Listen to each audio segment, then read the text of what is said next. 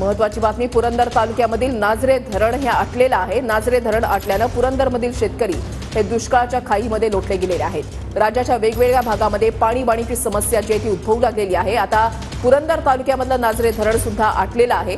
या धरणानं आता पाण्याची पातळी या ठिकाणी खालावलेली आहे। प्रदीप कापसे आमचे प्रतिनिधी आमच्या सोबत आहेत। प्रदीप, TV9 मराठीवर एक्सक्लुझिव्ह दृश्य आपण पाहतोय। हे धरण म्हणावं की एखाद्या रस्त्यावर पडलेल्या भेगा असा प्रश्न उभा राहावा, अशी भयानक स्थिती आता पाहायला मिळते।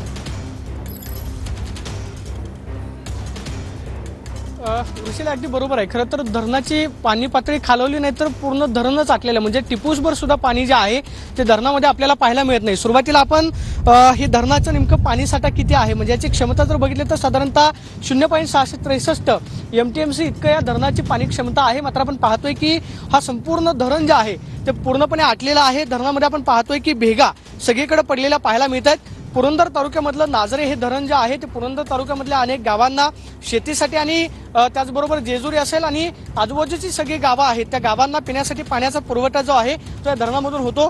सगळ्यात महत्त्वाचं म्हणजे बारामती तालुक्यातल्या 27 गावांना सुद्धा पिण्यासाठी आणि शेतीसाठी पाणी पुरवठा जो आहे तो या धरणांमधून होतो। मात्र आपण पाहतोय की धरणातली ही परिस्थिती जर पाहिली तर संपूर्णपणे धरणामध्येच भेगा पडलेल्या आपल्याला पाहायला मिळत आहेत। धरणामधला गाळ जो आहे, गाळ उपसा एका ठिकाणी सुरू आहे तर दुसऱ्या बाजूला टिपूसभर सुद्धा पाणी जे आहे धरणामध्ये पाहायला मिळत नाही।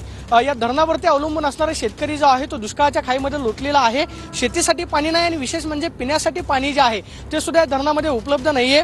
त्यामुळे धरणातलं पाणी आटल्यानंतर इथले नागरिक सांगतायत की आम्हाला जवळपास 10 दिवसानंतर पिण्याचं पाणी येतंय।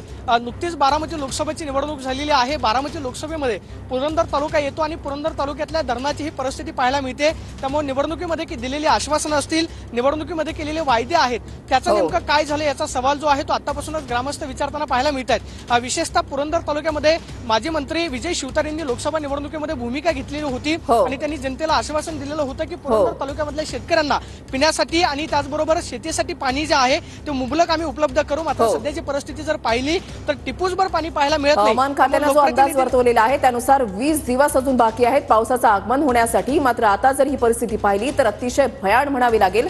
धन्यवाद प्रदीप दिलेल्या सविस्तर माहितीसाठी।